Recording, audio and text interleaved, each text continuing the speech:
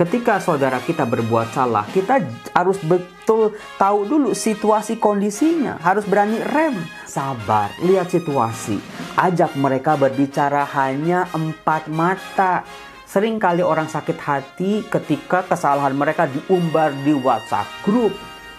Salam damai sejahtera saudara-saudaraku terkasih, pencinta firman Tuhan. Berjumpa kembali dengan Bible Learning with Father Joseph. Saudara-saudara, bagaimana kabar Anda hari ini? Baik, sudah makan belum? Bagaimana kesehatan Anda? Bagaimana Anda mulai menyadari pertolongan karya Tuhan dalam kehidupan Anda?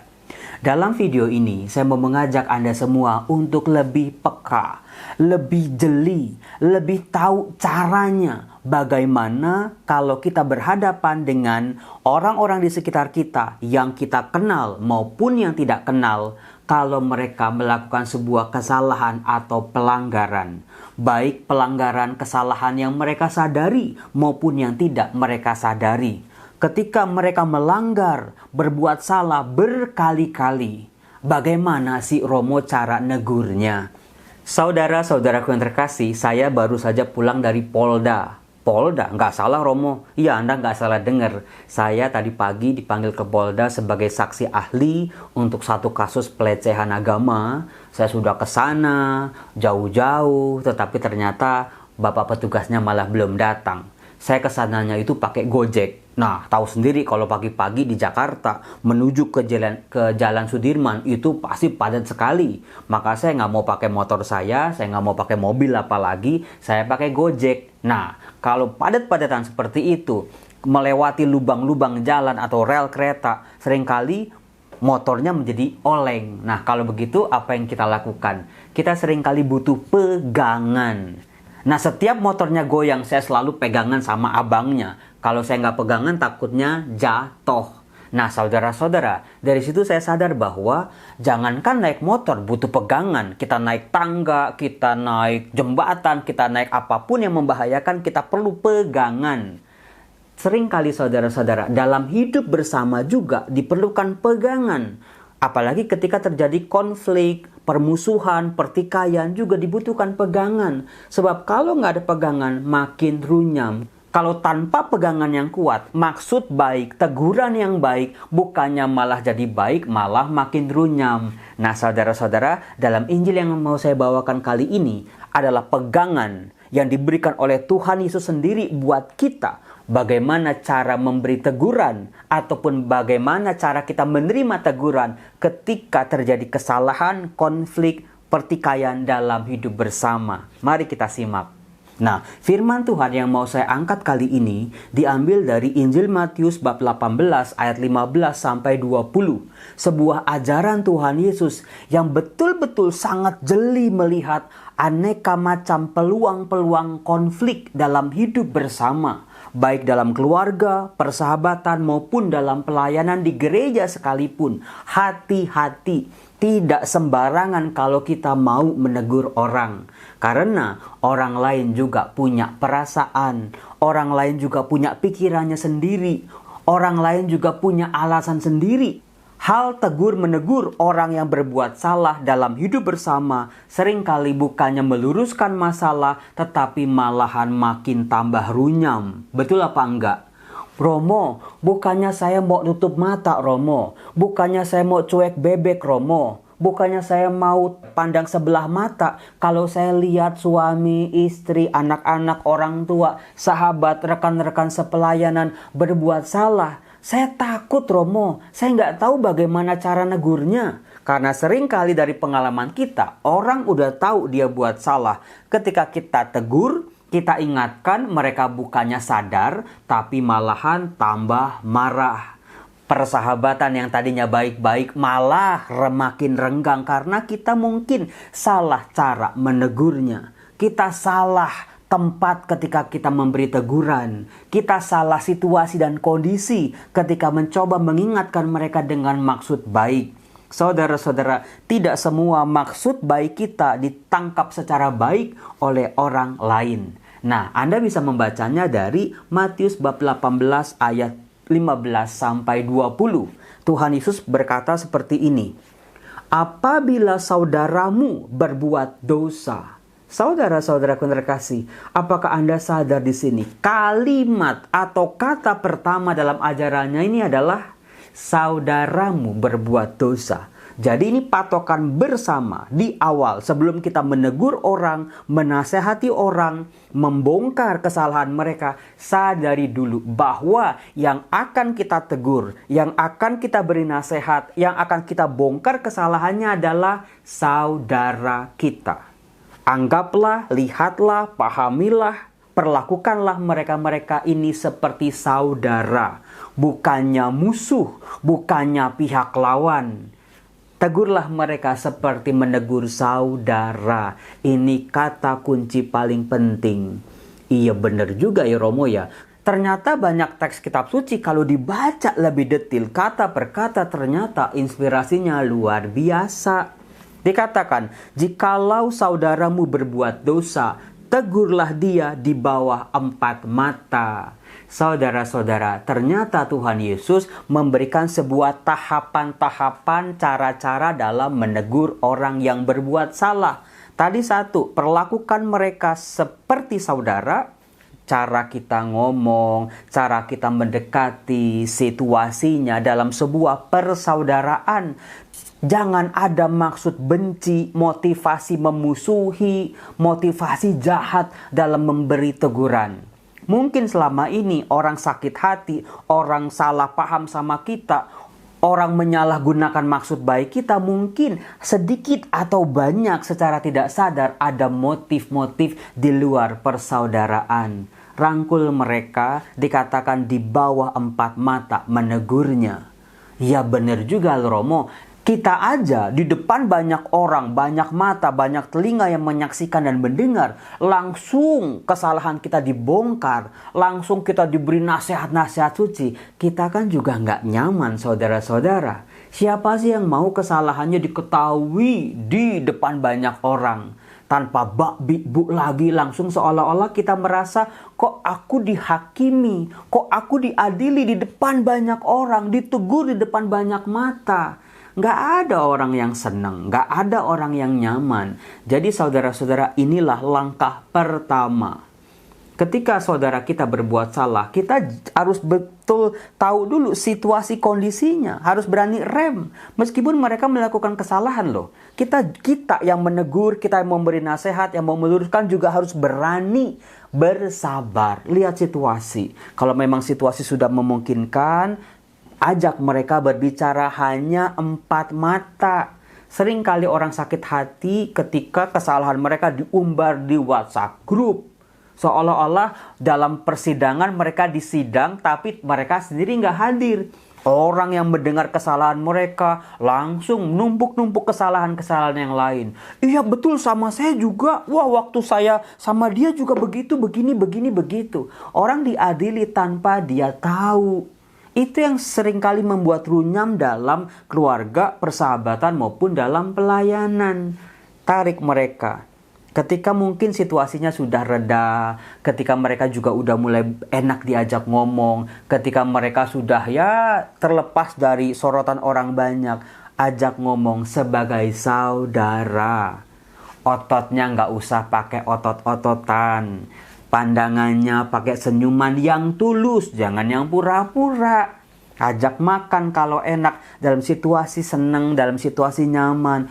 Ajak mereka untuk pertama-tama mungkin jangan langsung, kamu tahu nggak, kamu tuh salah loh tadi. Gak bisa. Jangan pelit-pelit, jangan segan-segan memberi pujian juga. Karena orang kalau langsung diajak ngomong langsung yang negatif, mereka juga langsung ada mekanisme defense, ada pembelaan diri. Tetapi puji dulu, kamu tadi bagus banget loh. Tapi, itu mungkin caranya seperti itu. Kemudian dikatakan, jika ia mendengarkan nasihatmu, engkau telah mendapatkannya kembali. Kalau mereka sadar, mereka minta maaf, mereka berjanji tidak akan mengulanginya lagi, ya udah stop, tutup kasusnya. Jangan di belakang mereka kita omong-omongin lagi masalah kesalahan-kesalahan dia di depan orang banyak atau ke pihak-pihak lain. Mereka kan udah bertobat, mereka kan udah minta maaf, mereka udah sadar, ya udah berani berkata selesai. Sayangnya di Indonesia Jarang orang yang bisa sampai ke tahap ini, masih punya buntut masalah demi masalahnya. Karena mungkin gak seneng kita kalau mereka cuma bilang, oh iya ya aku salah, sorry maaf. Masih ganjel Romo, minta maafnya belum afdol Romo. Saudara-saudara, kalau dia memang sudah sadar, ya udah, tutup kasusnya sampai di situ saja. Biarlah hanya 4 mata dan 4 telinga yang tahu akan hal itu. Syukur-syukur mereka bertobat. Kemudian dikatakan, jika ia tidak mendengarkan dikau, bawalah seorang atau 2 orang lain, supaya ada keterangan 2 atau 3 orang saksi, perkara itu tidak disangsikan.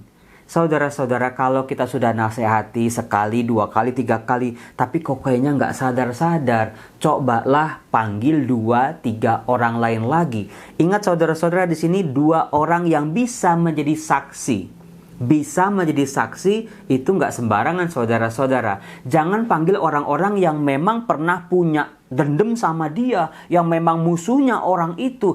Artinya kita cuma nambah-nambahin musuhnya dia. Semakin runyam, semakin kusut. Panggillah orang-orang yang memang bisa membantu kita untuk meluruskan perkara ini. Orang-orang yang tahu duduk perkaranya, orang-orang yang bijak, orang-orang yang lebih dewasa, orang-orang yang sudah punya pengalaman. Jangan panggil orang-orang yang bisa jadi kompor meleduk, yang bisa ngipas-ngipasin, yang siramin minyak tanah, makin meleduklah kasus itu saudara-saudara.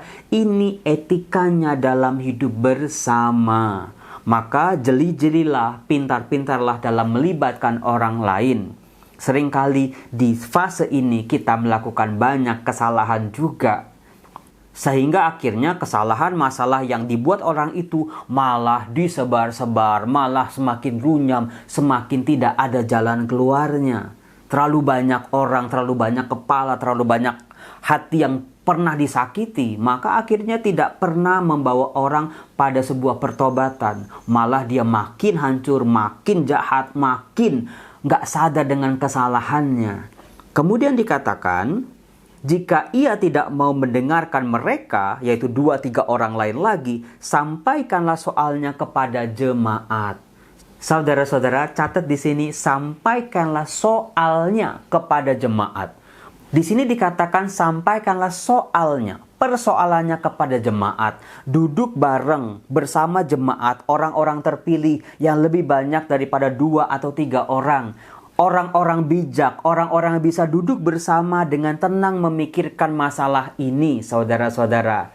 Arti jemaat di sini, saudara-saudara, bukan WhatsApp group, bukan geng rumpi sana-sini yang nongkrong-nongkrong, tetapi jemaat Tuhan yang bisa memperlakukan orang yang bersalah ini sebagai saudara.